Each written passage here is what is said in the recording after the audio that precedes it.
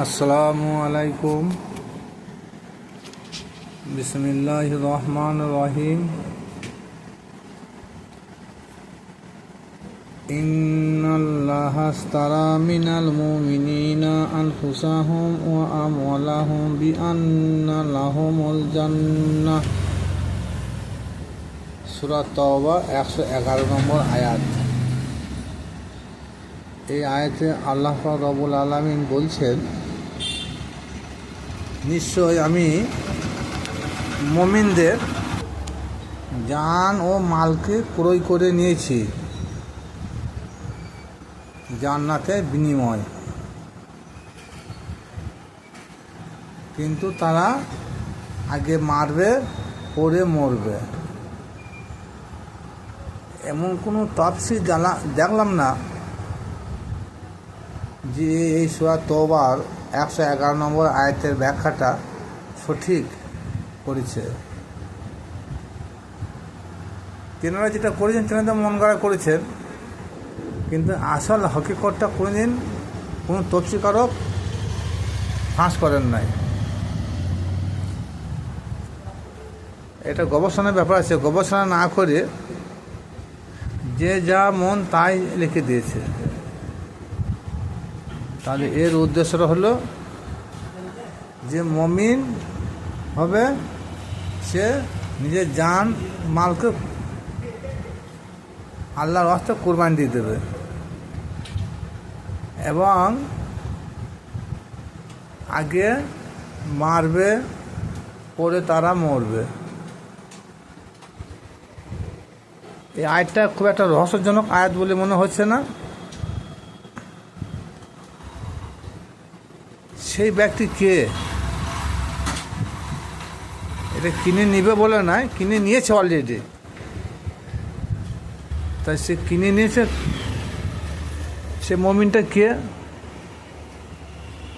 সাহাবীরা না, তাবেঈন না। সেই মুমিনটা হচ্ছে কারা? সেই মুমিনটা হলো ইমাম হোসেন আলাইহিস সালাম। কারবালার প্রান্তরে সপরিবারে 72 জন নিয়ে কারবালার ইরাকের জমিনে শহীদ হয়েছিলেন। উদ্দেশ্য দ্বীন-ই ইসলামকে প্রতিষ্ঠিত করার জন্য। হুজুর পাক সাল্লাল্লাহু তাআলা আলাইহি সাল্লাম এসেছিলেন দ্বীন-ই ইসলামকে প্রচার করার জন্য, কিন্তু প্রচার করার পরও দিনটাকে প্রতিষ্ঠিত করতে পারেন নাই। তিনার ওফাতের পর বেশ কিছু বছর পর ইসলামের ভয়ানক পরিস্থিতি খারাপ হয়েছিল। সেই পরিস্থিতির উপর ইমাম হোসেন আলাইহিস সালাম তখন কী করলেন? সেই দ্বীন-ই ইসলামকে প্রতিষ্ঠিত করার জন্যে দুরাচার শয়তান এজিদের সঙ্গে লড়েছিলেন। এজিদ কি বলেছিল যে, ইমাম হোসেন তুমি আমার বায়াত গ্রহণ করো।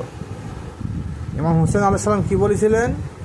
যে তোমার ওই অপবিত্র হাতে আমার ওই পবিত্র হাত কোনদিন স্পর্শ করতে পারে না, কিন্তু তুমি যদি জুলুম করো, মাথা দেবো তবু আচ্ছা, কিন্তু এই পবিত্র হাত তোমার হাতের উপর চাপবে না। তুমি হচ্ছে নালায়েক, শয়তান, তুমি মদ্যপায়ী, তুমি জিনাখোর, ইত্যাদি ইত্যাদি, মানে সমস্ত দোষ গুণ ইয়াজিদের মধ্যে ছিল। তার জন্যে ইমাম হোসেন আলাইহিস সালাম কি বললেন? যে আমার এই পবিত্র হস্ত মোবারক তোমার এই অপবিত্র হাতে হাত দিবে না, যদি মাথা দিতে হয় তবু আচ্ছা। অবশেষে কী করলেন? যুদ্ধ শুরু হলো। এক এক করে ভাই ভাতিজা ভাইপো করে 71 জনা কুরবানি হয়ে গেল। অবশেষে তিনি কি করলেন? নিজেই স্বইচ্ছায় মাথা দিলেন। তাহলে এখান থেকে বোঝা যাচ্ছে যে ওই সূরা তাওবার 111 নম্বর আয়াতটা আল্লাহ পাক রব্বুল আলামিন কাদের বা কার উদ্দেশ্যে এটা সৃষ্টি করেছিলেন, নাজিল করেছিলেন? কারণ যখন ইয়াজিদের সঙ্গে যুদ্ধ হয় তখন ইয়াজিদের অনেক সৈন্য মারা গেছে, অবশেষে তিনাদের মোট 72 জন সদস্য ছিল, 71 জন তিনার সম্মুখে কুরবানি হয়ে গেছে। অবশেষে তিনি কি করলেন? হাত না দিয়ে মাথা দিলেন। এরা ছিল প্রকৃতপক্ষে এরাই মুমিন। আল্লাহ পাক রব্বুল আলামিন এদের সামনে এই সূরা তওবার এই 111 নম্বর আয়াতটা নাযিল করেছেন। কিন্তু এমন কোনো তফসিরকারক নাই যে এই আয়াতটা সম্বন্ধে বিস্তারিত খুলে তেনারা তফসির করেছেন, কিন্তু সবই উল্টোপাল্টা বলেছে। হ্যাঁ, কিন্তু এখানে স্বয়ং ইমাম হোসেন আলাইহিস সালামের উদ্দেশ্যে এই আয়াতটা নাযিল হয়েছে। তাহলে আমাদের যদি কারো জান্নাত প্রয়োজন হয় তাহলে আমাদেরকে প্রথম শর্ত মুমিন হতে হবে। সে মুমিন হওয়ার পর নিজের জানমালকে আল্লাহর ওয়াস্তে কুরবানি দিতে হবে। জান্নাত এত সহজ নয়, জান্নাত নানা নানি টিনা মুড়ি নয় যে হাত ভরি বার করেই খাবো।